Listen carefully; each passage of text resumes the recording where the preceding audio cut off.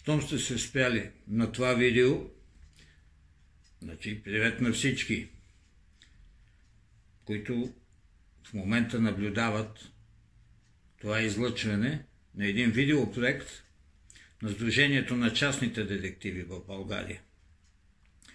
Аз съм Марин Маринов, председател на това сдружение, частен детектив, и в поредица подобни излъчвания ще ви запозная с частната детективска дейност, с проблемите на криминалната обстановка в България, с техническо оборудване, оръжие и всичко друго, което е свързано с нашата дейност в тъмно-сивия сектор на плаща и кинжала. Този проект се нарича, или по-точно кодовото му название е Ченге под наем. Що за странна птица е частният детектив? Какво върши той? Как се става частен детектив? Какви качества трябва да притежава човека, занимава се с тази дейност, независимо мъж или жена? Това са най-честите задавани въпроси, когато аз съм ходил като гост в някои телевизионни предавания или съм дал интервюта за пресата. Много пъти съм повтарял отговорите на тези въпроси. Тези предавания ще ги повторя за пореден път. Но има много други, които никога не са ми задавали. Точно тези, които няма къде другаде да ги чуете, а и видеа, които няма къде другаде да ги гледате, са предмет на това предаване Ченге под наем. Моите колеги, аз ще се постараеме, доколкото е възможно и докъдето естествено решиме да ви запознаеме с тази страна от нашата дейност. Ще ви запознаеме с историята на детективската дейност в България, тъй като аз съм свидетел и от основателите на тази дейност тук. Ще ви запознаем и с начина на работа в чужбина. Също така ще искаме и вие да ни зададете своите въпроси на нашата страница във Фейсбук Ченге под наем с 4 вместо Ч, или на Сдружение на частните детективи. Може съответно и да се обаждате за случаи или за мнение на телефон 0877 408 488. Така ще може да направим наистина един интересен и най-вече ползотворен проект, от който не само вие ще се научите на някои неща, но и ние ще се научиме какво вас ви интересува, какви проблеми с криминогенната установка в страната ви вълнуват. Ще ги коментираме заедно, така че напред. Това е първото предаване. След едно пилотно излъчване имаше, което доказа, че има нужда от такова предаване, че има нужда от такава информация. Никъде в медиите няма подобно нещо. Българските медии. Сега ще започнем с едно видео, което заснех наскоро в един магазин за шпионска техника. Този магазин също е член на това Сдружение на частните детективи. Надявам се, че ще ви бъде полезно. Приятно гледане!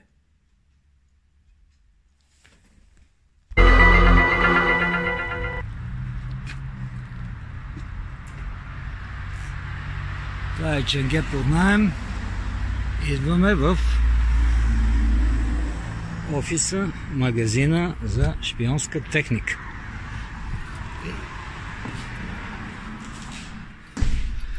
Здравей, Жоро. Здравей, Марина.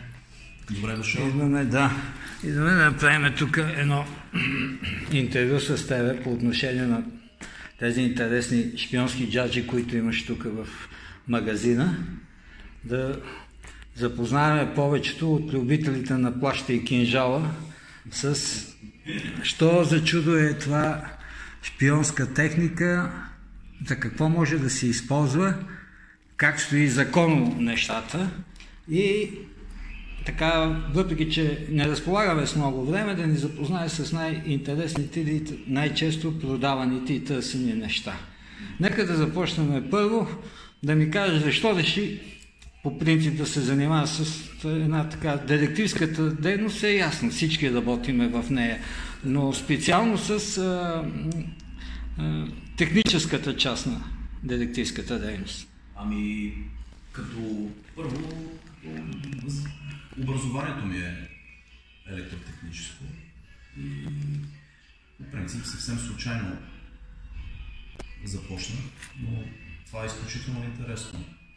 Интересна работа, тази техника и все по-популярна става и смисъл има интерес към този вид техника.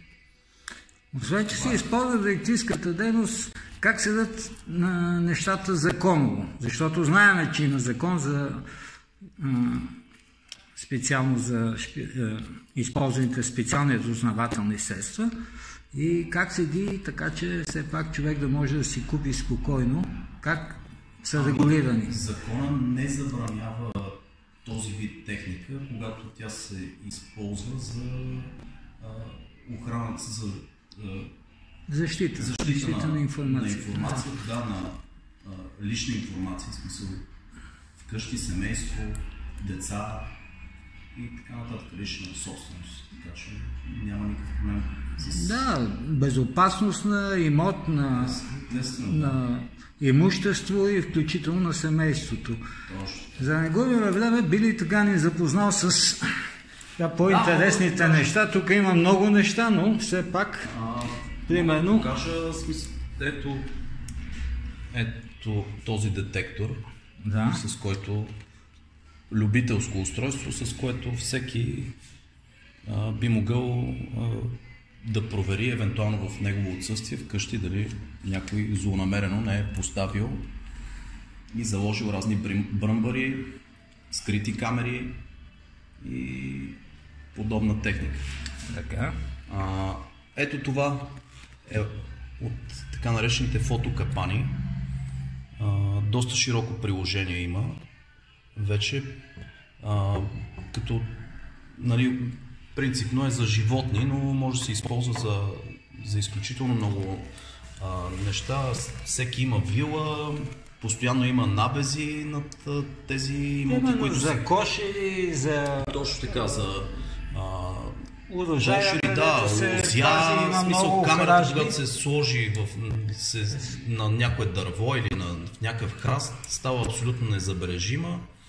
Има опция да изпраща SMS, MMS, т.е. или на почтата снимков материал при всяко движение. Пред обектива снима и нощем. Тя се задвижва само когато има движение, да, задейства се, когато има какво точно да така, снима. Работи на батерии, като с един пакет батерии издържа повече от 6 седмици, така че доста така сериозно. Интересно устройство. Така. И с доста сериозни параметри всъщност, защото снимката е 12 мегапиксела, която праща веднага на момента, позволява човек да реагира адекватно и бързо. Така. Нещо друго да ни покажеш? Сега ще покажа тези GPS траки. Така. Също в днешно време, поне за мен, всеки трябва да има такова нещо или в автомобил, било то в колело, навсякъде всъщност. Това може онлайн да ти каже къде се намира... Да, може да следите всяко превозно средство. По-малки от тези имаш ли? Защото това в колелото ще е малко по-трудно или за животното. Би ли ги показал по-малките? Да, разбира се. Специално тези, които са за животните, защото кучето мога да ти го не само да избяга, но то може да бъде и Ето има най-различни, като смисъл ето за животни. Това е за животно, така ли? Да. И за котета има, и кучета. Може да се гледа в реално време къде се намира, точно така, къде се намира, да си връща история. То е заедно с кришката ли се продава? Или... Заедно има и кришка, да, в комплект. Така. Това е устройство, което може да турите в колата, го скриете някъде и при кражба или друго, включително и за мотора, тъй като аз съм моторист. Препоръчам на всички, особено тези с пистовите мотори, които много повече се крадат от чопарите, да. Винаги да има някъде в мотора скрито такова устройство, а това велосипедите също изключително... Ето тук това бялото може да стане за велосипед. Абсолютно, да. Става и то доста... Така. Доста добре, като му слагат едни допълнителни батерии, с които може... Колко време може да издържи? Ако се сложат по-сериозни батерии, в смисъл... Ако е в мотора и в колата, се връзва некъде от захранването на колата и принципно е вечно.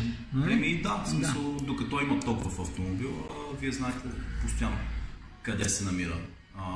Естествено, има и заглушители за тези неща, но тези устройства е достатъчно само за момента да има GSM и GPRS сигнал, за да може да позиционира и да видите къде е. И то доста коректно, в смисъл отклонението тук е до 5 метра, което е повече от добре. Имаме ужасно много интересни неща, не знам дали ще мога всичко да... Не, няма да може всичко, но това ли са всъщност най-търсените неща. А за защита на дома, примерно да поставиш камера и онлайн да взимаш, би ли ни показал такава камера? Едни устройства, които са поне за мен много интересни. Това е настолен часовник, с който е и Той си работи като часовник. Работи си като часовник.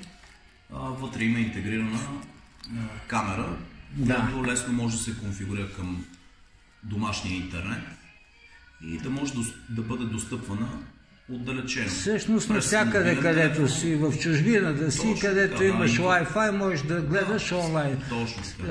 Там, примерно, децата какво правят или... Точно за детегледачки, за всяко. Така, горе-долу какво е качеството, защото обикновено от охранителните камери знаеме колко много трудно, ако е, примерно, крадец, после се разпознава. По нищо не отстъпва камерата в този часовник от... една явна камера и то с доста добра резолюция. Тук резолюцията е 1080, т.е. 2 мегапиксела. Устройството се конфигурира безжично. За да работи постоянно, просто трябва да бъде включено с адаптор в електрическата мрежа. Нищо друго, няма кабели за интернет, няма такива неща. Това е много добре, защото всеки момент онлайн можеш да видиш какво се случва в дома ти, в офиса ти, навсякъде, където...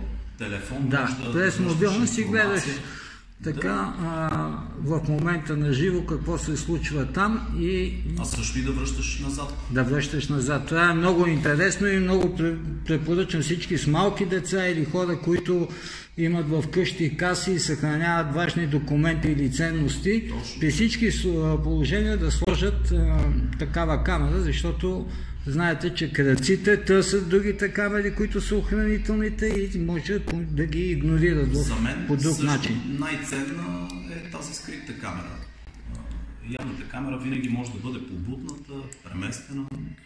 Да, разбира се, имаш прегове знаете, за сигнализацията и за камерите, но за това друг път, сега, тъй като времето ни изтича, ще ти благодаря много, беше много интересно, надявам се всеки, който ще гледа този клип.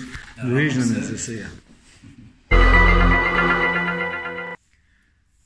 Ако това, което наблюдавахте в това видео, ви беше полезно или ви хареса, ще повторя, може да напишете своите отзиви и мнения и да дадете своите идеи в нашата страница във Facebook Ченге под наем с 4 или Сдружение на частните активи.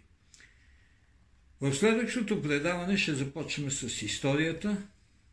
ще ви покажем и техническото оборудване, или поне част от него, в началото, в зората на тази дейност в България, когато се наливаха основите на частната детективска дейност.